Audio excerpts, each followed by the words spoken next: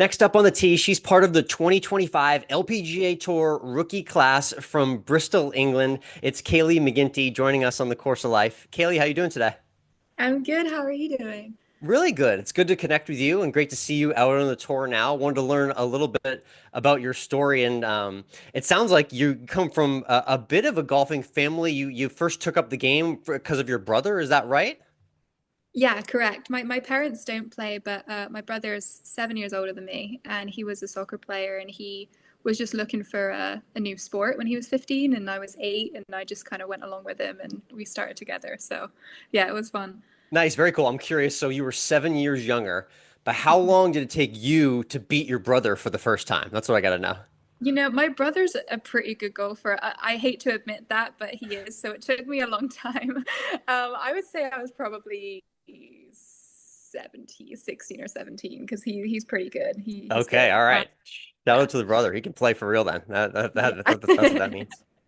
Very cool. I'm curious. So you were getting good, obviously, throughout your junior career, but was there a moment in like maybe I'm gonna say like your teenage years where you actually thought that golf is something you wanted to do professionally? Like when did that moment happen for you? Yeah, that's a good question because I don't ever really remember there being a point where I was like, this is what I really want to do. It just kind of always has been that way. Ever since I've started the game, as soon as I picked it up, I loved it. And then that's all I could really see myself doing from the moment I started. So I would say, like, from the beginning, I knew it's what I wanted to do. So yeah, it's been an interesting journey. That's awesome. So I guess, you had success definitely leading up to, obviously being recruited and looked at for colleges for that experience. I'm curious, being in England, what was the process like for choosing a college, and was the plan kind of always to play in the US in college, or how did that go about for you? Yeah, so when I was looking at going to the US, I was actually pretty late in the journey. My plan was never to go to the US for college. I was 17 or 18 when I decided I wanted to kind of go. So it was pretty last minute. So I reached out to a recruiting agency in the UK who kind of set you up and kind of talked you through the process. So I did that like a year before I was supposed to go out. And yeah, there were obviously people my age were normally committed a couple years prior, so there were not too many spots left at the time. So I got pretty lucky with where I ended up for sure. Yeah, and so that it's always interesting to see where players from across the pond end up because I feel like it's always like interesting places that people don't think of that starts their journey in college golf in the US. Like we talked before about my trip to the K Club, and I interviewed Seamus Power, a PGA Tour player there at the K Club, and he went to East Tennessee State University for college, coming from where he came from in Ireland. You started uniquely at a small school at Kent State, is that right? Yes, correct. I was at Kent State for my first 2 years. Very cool. So tell me a little bit about what Kent State was like coming from England to kind of a college town in Ohio like that for you. Honestly, it was the perfect place for me as a freshman. I, I wasn't well traveled. I'd not really left England much before. I'd not seen much of the world, and Kent was, a small town vibe, which very much fit into what I grew up in. So the transition was actually very easy and seamless, and I was very fortunate for that. I didn't visit Kent before I went out there, but I landed and immediately felt kind of like home. It didn't feel too different, so I got very lucky. I was curious, yeah, what that vibe would be like. That's a good context. So then your college career plans changed and you moved to a couple of other schools. Explain kind of what then happened with the rest of your college career. Yeah, so it was sophomore year. So COVID hit midway through my freshman year, so that kind of changed a lot of things. Like the travel and everything was up in the air. And I just, I was at the point of my career and I was like, I think some warmer weather would be good. And we weren't in a Power Five conference, and I just wanted to kind of push myself a little bit and kind of compete against some bigger schools because I had developed a lot in the first 2 years I was there and talked about it with my coach, and she, was on board. So entered the transfer portal, and I couldn't visit because of COVID. So it was kind of on a on a fly. So I ended up at Oklahoma State for a little while and had a great time there too. But that was a little different from home for me. Great program, but I didn't really feel myself living there as a person, if you know what I mean. Yeah. It's a You completely know, different environment, you know. I'm thinking of the differences between Ohio and Oklahoma. Yeah, like Oklahoma quite literally is a different country, even though it's still in the US. yeah. It's like entirely different existence. Yeah, for sure. And I think, you're 20 years old making these big decisions. I'm by myself. I'm just kind of going with my gut, and I'm always proud that I stick to my gut, and I did. And yeah, I mean, I had a good time there. We had a lot of success with the team when I was there, and but ultimately it was just like, I think I know what I like now as I got older, and I just wanted to make the most of my college career and the opportunity of college golf, of just kind of being in a place where I was kind of more suited to as a person. So ended up actually at Ohio State and played for the coach that coached me at Kent State for my first 2 years. So I knew I loved Kent, and I knew I loved Ohio. I loved the coach I played for.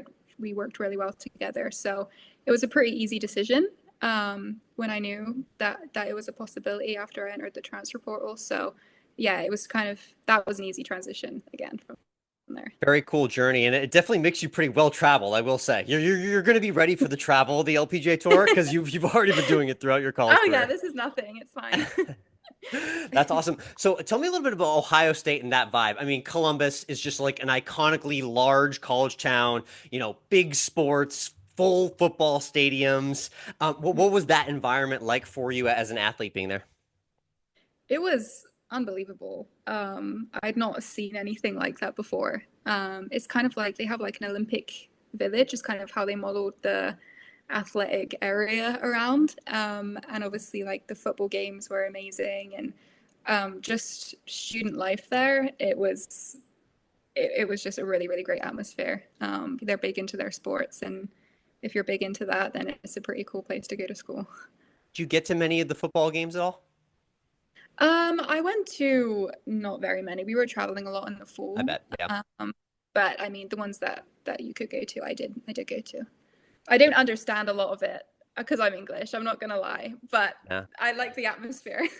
That's what it really is. I mean, that atmosphere, and really the thing about college football that I always stress to everyone is like the entire game day. It's like it is about the game, but it's also about like, you know, Oh my what gosh, what yeah, you wear, what you eat before, who you hang out with, where the yeah, tailgate is, you know? yeah. I mean, it was. I think the biggest shock when I first got to Columbus was that they literally shut down all of the streets on campus. Like you can like forget driving. You have to walk if you want to go to the football game. And I live like a 30-minute walk away. So that was a big shock. I wasn't expecting that.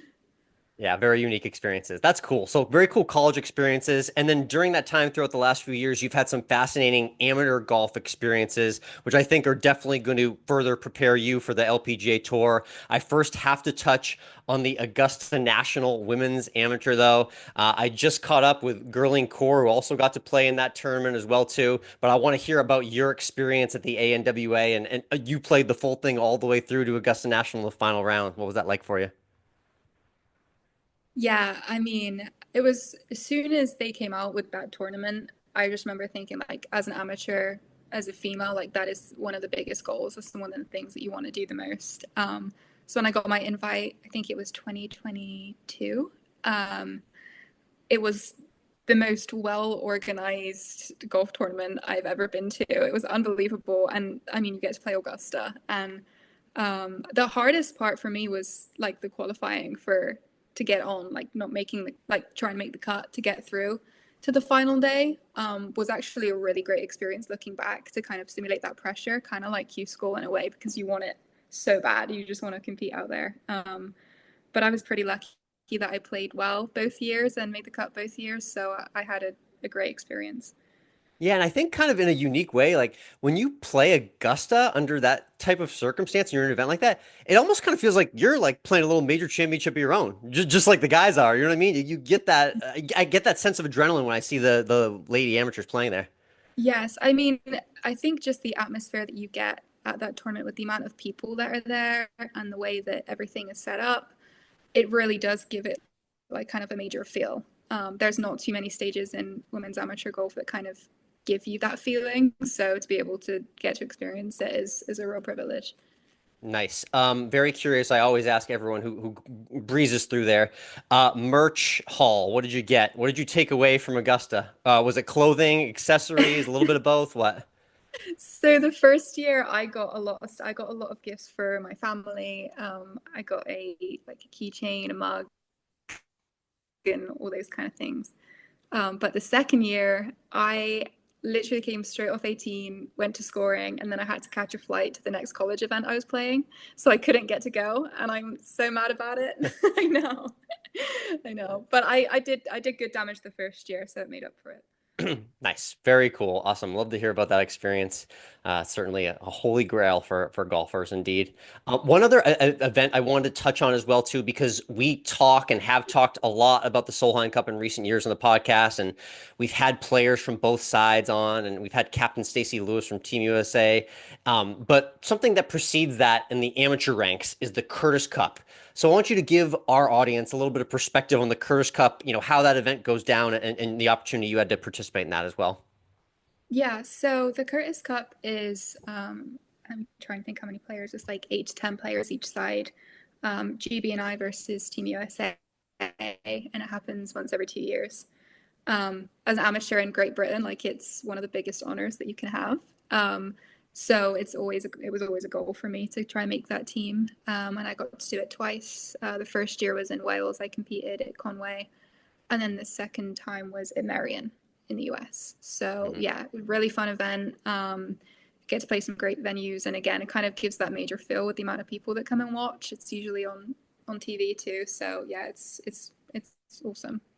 Definitely. And I'm curious what your thoughts are on match play. I don't have much competitive golf experience, but I remember like when I was younger and went to a golf camp, they had a match play like Ryder Cup style event at the end of every week, and it was like my favorite thing ever to play in. What are your favorite parts of match play? Match play for me is like one of my favorite things about golf. I love it. So in Europe, we grow up playing a lot of match play just with our national teams, like European championships and stuff like that. Okay. But I just think it brings out the competitiveness in the players. Obviously, golf's an individual sport, so to kind of go head to head, I just love. I love the way that it makes me feel and like get into the moment and stuff like that. I really enjoy it. Yeah, and I mean, with any hope, obviously the tease here is that one day you can do that in a professional form and be part of a Team Europe and a Solheim Cup. What would that mean to you as a pro? Yeah, I think that's probably one of my biggest goals in life to make a Solheim Cup team. So yeah, it's definitely on my list. Yeah, definitely up there for sure. It's Caley McGinty joining us here on the Course of Life. You're a rookie on the LPGA Tour in 2025 here, and you're doing a lot of travel. You've already done a lot of travel, so these are going to be some good questions to ask you. I'm curious. The LPGA schedule is awesome. I've had the opportunity to see tournaments in lots of unique destinations. What's coming up on your schedule? In the next month, two summers, or a specific event or events that you're excited to play in your rookie year? Yeah, so I go to Utah, Black Desert Resort, this Sunday. I leave Sunday and it starts next Thursday. So I've been excited about that one for a while. I've never played in Utah, and the course looks amazing. So I think that's the next one, and I think that's the one I'm most excited about. Yeah, my wife did a girls' trip to that area, like the Mount Zion area, and it looks Well, like a different planet. Those it golf courses out does. there. It looks like Mars. Yeah. Yeah, that's exactly how it is. Golf on. So you're playing in Mars next week. So have fun on Mars, in a different planet. Yeah, It'll thank be it'll you. be a good time. Of travel wise as well too. You're going to be on a lot of planes, as you know. So I want you to describe for me what is like your ideal flight. Like how long or short is it? What are you doing? Like what's when you have like a really great flight? What goes into it?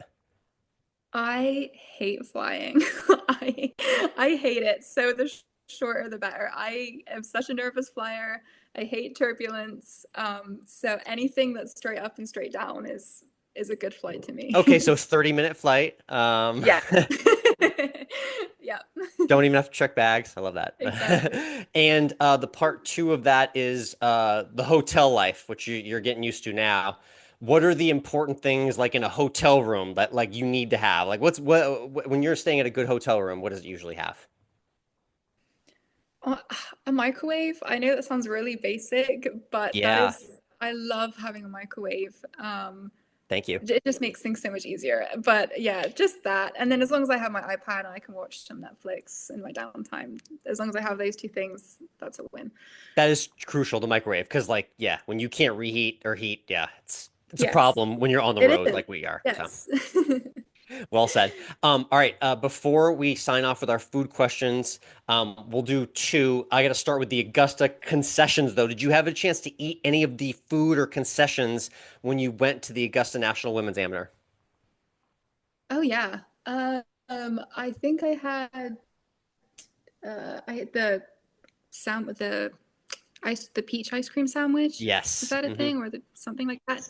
That was amazing. I think I had the egg salad and I had the chicken biscuit breakfast Oh yeah. something, which Yep. was surprisingly a favorite for me. I was a big fan of that. That was That's good. a super American breakfast sandwich type of thing right there. So American. So American. I loved it. Nice. And we always end with our 19th hole question, Kaylee. So when you get finished on the golf course and you get into the clubhouse at the end of the round, like what's your favorite meal and drink you like to order at the 19th hole? Diet Coke. I every time I come off the golf course, like it's a routine thing, like a nice Diet Coke with some ice. Meal, I'll eat anything, honestly. I'm usually pretty hungry when I'm done, but I just like a good Diet Coke with some ice in it. That sounds good to me. Now, will you freak out if they only have Diet Pepsi? I wouldn't be thrilled, but it's fine. I can get by with that.